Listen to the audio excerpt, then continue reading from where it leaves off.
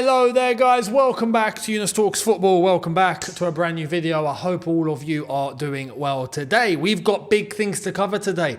If you didn't catch the review for yesterday's game between Chelsea and Newcastle, you can go over here and check it out now. Much appreciated, do enjoy, because for once I would say it was a half good felt review. You know, especially with the way that Mudryk got his goal in the end, and that was really nice to see and whatnot. So go over there if you haven't seen it already. We are going to get cracking with big news that's happened elsewhere. Then we're going to dip into Chelsea, and then we're going to dip into elsewhere again. But we're starting off elsewhere because this news is actually quite substantial, so we're going to get into it. This is the latest coming from Liverpool. Or should I say, the FSG group. Let's get cracking. It's the big elephant in the room. It's Michael Edwards. Check it out.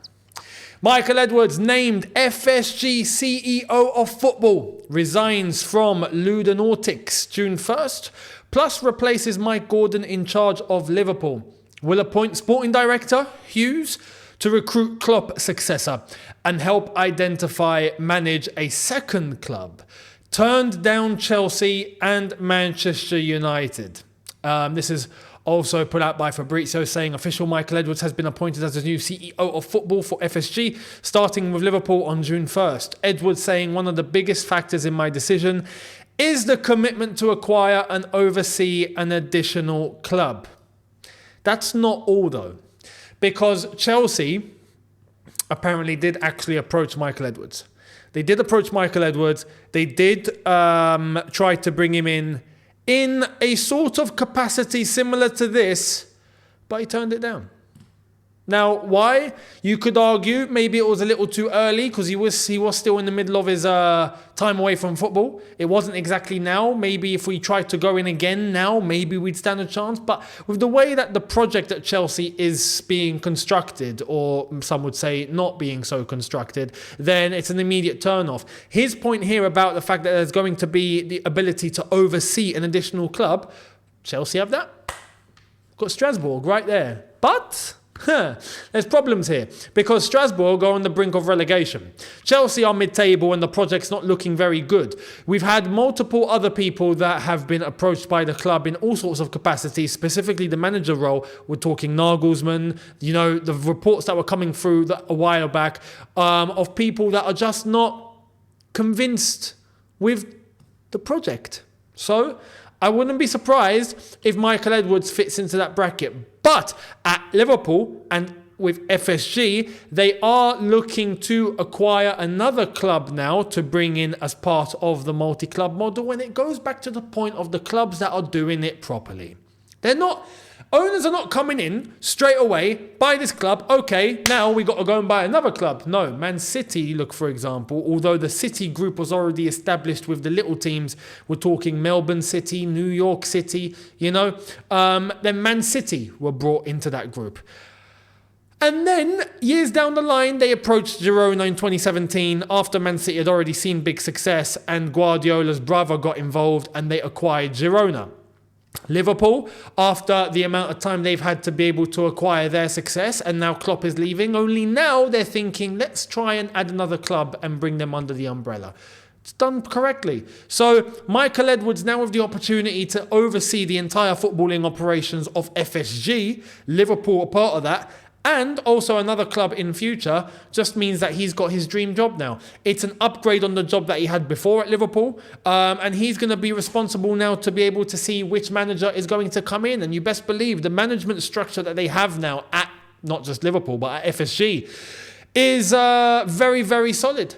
And it wouldn't surprise me if now Michael Edwards is able to pull in a top manager. I know the rumours going around were that Bayern Munich were in pole position for Xabi Alonso. I think this could be a turning point. I really do. So let's see what's going to happen with Liverpool, what manager they go for. But on this, I have to say, congratulations. It's an absolutely top acquirement that they've got. And similarly to what Manchester United did with Omar Barada, this is the sort of move that you have to make if you want to be at the top. It's as simple as that. So absolute credit to Liverpool and what they've done there.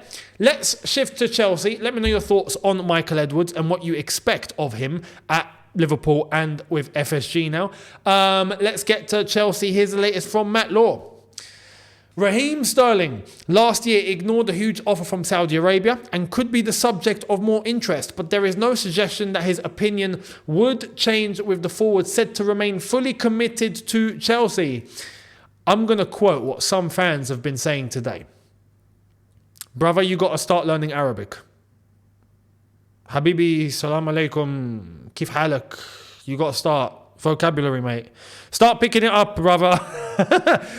Hey, start picking it up, akhi. You know, you got to start the lingo. You got to start bringing in the Arabic.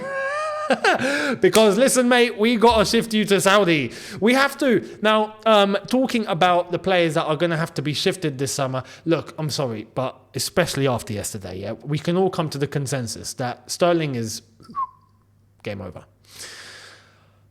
For a player at his level and of his age and of his experience, I'm sorry, you should be one of the leaders and playing to a certain standard and playing to a certain level consistently. It's just the reality. Now, I'm not entirely surprised.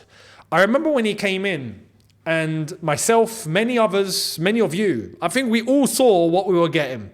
And I remember saying that, look, when Sterling came, it's a case of, I believe if the players around him are top quality, he fits in. If the players around him are poor, well, he blends in poor as well, and his levels drop. He can only adapt to the levels that are around him, really. He's not the sort of player to come in clutch and save the team. He's not that guy. And he still makes the wrong decisions up top, his final decision-making and all of that. It's the same problem.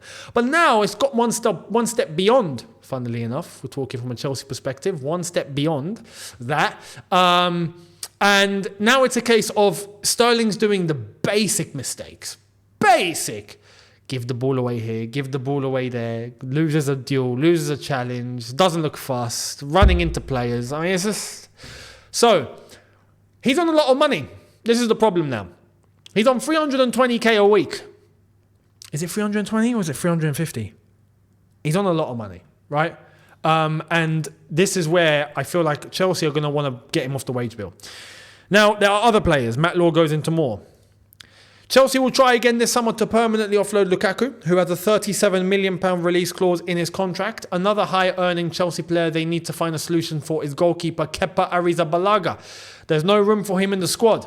Chelsea are going to be looking for another goalkeeper. I don't think Sanchez is going to survive, I'll be honest. So I do think that we're going to see outgoings this summer. But again, it's all going to play into the part of, can we get this done before June 30th?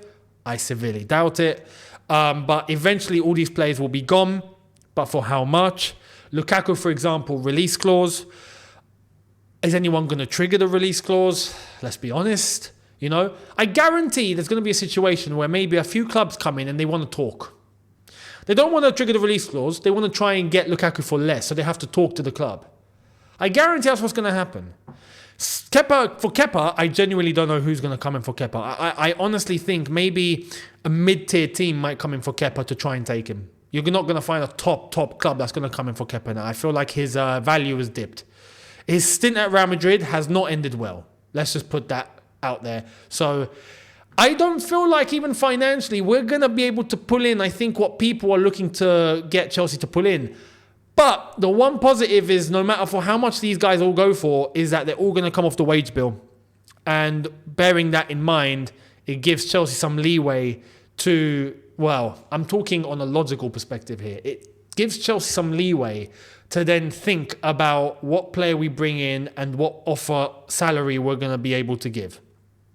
But we know Chelsea are not going to do that. Chelsea, for example, would probably let go of Lukaku, Arrizabalaga, Kepa, and Sterling, right? Along with Lewis Hall and maybe Chalobah all gone. And even with the recouped salaries, we still won't go over the 150k a week unofficial limit that we've set at the club. And therefore, we won't be able to go and get all the players that we absolutely need in this team in order to up the quality. So this is all just a little bit of a fugazi, if I'm being completely honest. Now, talking about Saudi, this is also news coming out of there from Matt Law. Todd Boehly made a recent visit to Saudi Arabia, where it is believed he met with the country's sports minister and the director of football for the Saudi Pro League, Michael Emenalo. Okay. Michael Emenalo, eh? I remember Michael Emenalo, and he wasn't in my good books, I'll be honest. At that time, if you ask me now, would I take Emenalo back? 100%. 100%. Absolutely. But we were operating at a certain level before where, look, frankly, I felt like, and even Marina, I remember back in the day, I was on Emenalo and Marina's case in order to up the levels because it didn't feel like that we were backing managers properly. Hence the frustration from Mourinho towards the end. The frustration of Conte specifically was where I began to lose it with Emenalo and with Mourinho. I'm like, guys, what in the blue are we doing? We're not getting Conte his players. And we didn't, did we? We were linked with Ashley Barnes at one point, and we don't need to go back. But anyway, you get the gist. But the levels were still high, yeah? We were aiming to be the best. Like, that was why I was demanding what I was demanding back then. Now, would I take Emenalo here? 100%, man. Amongst these goons that we've got, absolutely.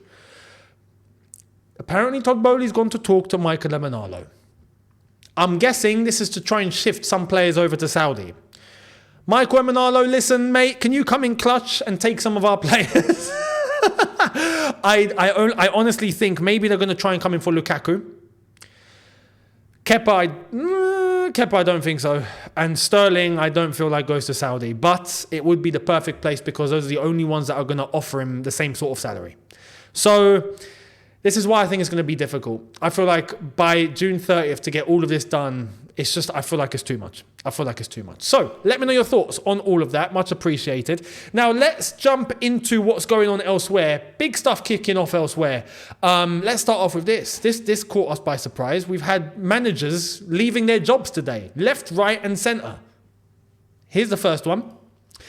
Maurizio Sarri has resigned as manager of Lazio. Report Sport Media set in Italy. This was the confirmation from Fabrizio. Maurizio Sarri has just resigned as Lazio manager. He has informed the club early this afternoon. Bit of a shock. No one expected this one. But is it a total surprise? It's a surprise in the context that no one expected it. But is it a surprise based on where Lazio are at the moment? They've lost 4 out of their last 5. They lost 3 out of their last 3. They're 9th at the moment with 40 points, 11 points from the top 4. It's just gone left. If I honestly maybe think that things have kicked off behind the scenes. This crazy dip in form. They were amongst top 4, top 5. Like Lazio were there in that conversation and they've just fallen off. So has something happened? Perhaps. But Maurizio Sarri has left and he is now available. Also, this has happened today. Official Celta Vigo have sacked manager Rafa Benitez. They are currently 17th in La Liga, 2 points off the relegation zone. Unbelievable. But I gotta say, right? Actually, Celta Vigo weren't this bad, were they? They weren't. Celta Vigo, 17th at the moment. If I'm gonna look at what happened last year, Celta Vigo were 13th. Okay, all right. I remember, hang on, was the season before that? Where were they the season before that? 11th. Oh, okay, they've always been mid-table. Why am I thinking that they were like 5th or 6th one time? What about the season before that? They were 8th. They've just progressively been going down, basically then. So, Rafa Benitez, I respect that he's gone to that sort of club. These managers, right, that are decent managers that end up at these sort of clubs, I respect them. Because it's funny, these managers are always criticised, they can't do it at lower clubs. And then they go to lower clubs and then all of a sudden it's like, they're crap. Like, no. It's like when Ancelotti went to Everton. Respect, man. That's not an easy thing to do. It's not. And you go to see the levels. Look, he's gone back to Real Madrid and look what he's doing there. It's just, sometimes the club is the club. And you're just not going to take that club out of the situation. You can stabilise it. This is why, look, Rafa going there, Ancelotti going to Everton, Jose going to Roma with no funds or lack of. Any other top managers that have gone to these sort of clubs? But you get the gist, right? I respect it. I think if someone like Pep, for example, went to an Everton, right? Same story. And he said that himself. He's come out and said himself that, you know what, it's not me. The players make me look good. It's not me making the players look good. And I have to disagree with that a bit. I think Pep is a top manager amongst the top players. But at the same time, he is correct that it is down to some of the players as well. It is a shared responsibility. They have to be the ones that execute the game plan. But there are managers that operate at the highest level. And there are managers that operate at the mid-tier level, right? Potter, for example, doesn't belong here. He belongs here, and he does well here. You get managers like, I honestly believe, Ancelotti, Jose, you can even count Rafa, these sort of managers, Pep, I even think Klopp, all these top managers, they operate here, they don't operate here.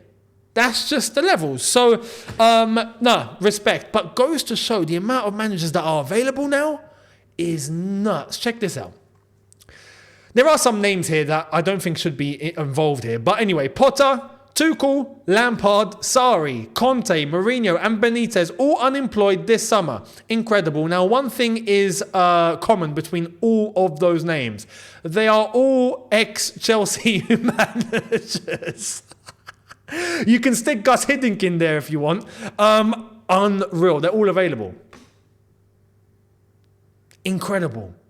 It's mad. I honestly think we're at a twilight in football at the moment. We're at a zone where things are shifting. Things are shifting. We're entering a new age, and I'm not sure I'm going to like it. But let me know if you will down below. Now, talking about not liking it, check this out. This is why. This is one of the reasons. Check this out. Breaking: the Champions League draw next season will be completed by a computer. Clubs will be manually drawn initially, then a computer will take over and select their 8 opponents for the 36-team league. You know, I can understand if this is done for the Premier League, right? It's 20 teams, it's a 38-game season, you're going to have to get a computer to sort this one out. And you know what? Everyone plays each other home and away once. So if you get a computer to randomly generate it, it's cool because you can alter the algorithm to make sure that games are going to happen within a certain time, within a certain phase, because there's other competitions to take into context. So you can do that. This, mate, it's a Champions League, right? There's 36 teams involved. It's to select 8 opponents for each team, and we're going to get a computer to do it instead of manually doing it. This opens up the possibility of putting teams in certain places against certain opponents. All a bit of programming, hit enter, and all of a sudden, oh, would you look at that? Draw has ended up exactly how we wanted it, you know. And it's just gonna. I feel like there's going to be orchestrated games taking place at certain times that are going to be done intentionally to allow certain fixtures to happen later or at a certain point. I just feel like this is going to open things up for rigging. It's going to rig it. Computers, AI, all of this. That's the world we're heading in, but it's mad to think that the influence in the game that it's going to have now is crazy. I just wouldn't be surprised. I don't trust UEFA, that's for sure. I don't trust the Super League, but I don't trust UEFA either. And I just know for a fact that there's gonna be some dodginess going on. Come on, we saw what was happening before. You remember what happened with Sepp Blatter, Michel Platini. You think everything's clean now? No, of course not. Anyway, a computer's going to be sorting out the flipping draw. So this is why we're entering a new age in football, and I'm not sure I'm going to like it. So let me know if you will down below. Much appreciated. And I will see all of you maybe later on, because there's Champions League, but there's a big one, Arsenal-Porto, and we'll see what happens. If I'm going to be able to get another video in to react to all of that, maybe I will. So keep your eyes peeled, hit the subscribe button and the notification bell to be notified. And regardless, you'll be getting a brand new video, or maybe 2 tomorrow, so make sure you guys are here for that, and I will catch all of you then for sure. But let's see what Porto do at the Emirates. Can they keep their lead, or are Arsenal going to find a way through? I got to be honest, I think Arsenal are going to find a way through. But we'll see. Let me know your predictions down below. I will catch all of you later on. Have a good one, people. See you lot then. Take care and peace.